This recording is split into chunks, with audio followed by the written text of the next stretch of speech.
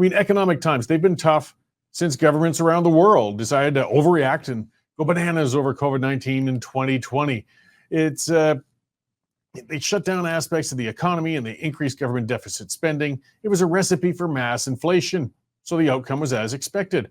And of course, we had supply chain shortages that led to runs on consumer products, while the currency creation of countries around the world shot prices through the roof. It's going to take at least a decade before we see stable economic activity again. Now, today in Canada, we're suffering from a housing shortage. And it wasn't just COVID policies that led to this, that contributed. The pandemic was just the final economic straw on an issue that's building for a long time. We've had environmental regulations, gatekeeping local governments. They've been hindering housing starts as they have this obsessive focus on building up rather than out, and they've stunted natural urban growth. And of course, mass immigration has led to a huge increase in demand for housing as over 1 million people a year flow into the country. But let's say Canada figures it all out and we're ready to get building. Immigration, let's imagine, has been greatly reduced and is targeted. City councils have stopped navel gazing about rezoning, navel gazing. That's a tongue twister, isn't it? But rezoning areas and began working on finding real ways to increase housing. And the government somehow even managed to balance the budget and get inflation under control. I know, big imaginary world. We'd still be left with a massive housing backlog to catch up on. So the next question is going to be, who's going to build all these houses? Well, in 2023 in Calgary, there were 30,500 job vacancies. That's a lot of jobs, vacant. And nearly 7,600 of them were in construction. And this trend is the same in every jurisdiction experiencing population growth. While activists and politicians ramble about raising minimum wages and finding ways to offer relief to baristas trying to pay off student loans, they don't speak up much on the bidding wars that are happening in the construction market for labor right now. Young people should be directed where the work is, rather than trying to create markets where they don't exist. We don't need more liberal arts graduates. We need tradespeople. There's been a stigma attached to the trades for decades. And when I finished high school, I saw it myself. I finished school in the late 80s. I didn't have any idea what an apprentice was, even though I was finishing high school. Do they not even teach you a little bit about that? How do you even start in the trades if I'm interested? Well, we were taught that your future is binary.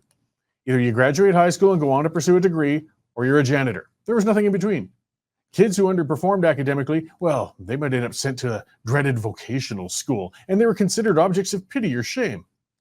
The young folks who found themselves training for the trades, though, despite the lack of guidance from the educational system, usually did pretty well for themselves. Instead of building up a debt of student loans, they went straight to the working world, and if they got certified in a trade, well, they were pretty much set.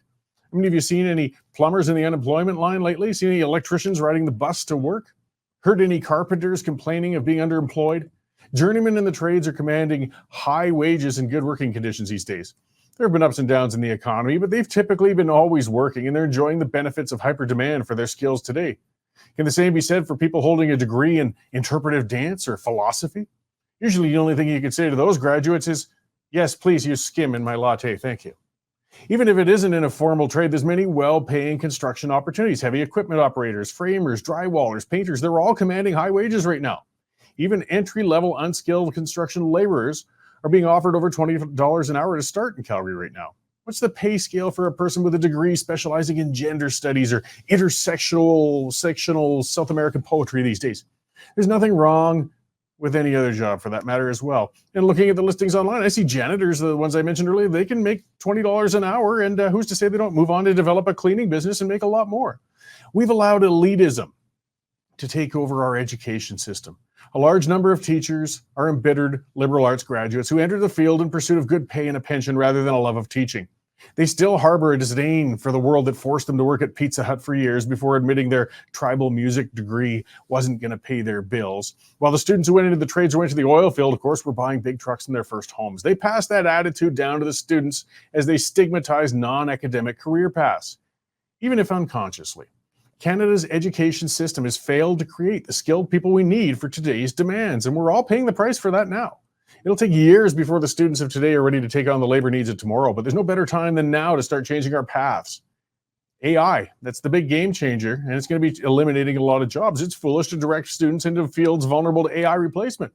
But it's going to be a long time before a robot's able to unplug your toilet, especially after Taco Tuesday, or wire a new lighting system into your house or change the shingles. Let's start preparing kids for career futures that are going to be in demand. And that means dropping the stigma applied to non-academic paths, and in particular in construction and trades.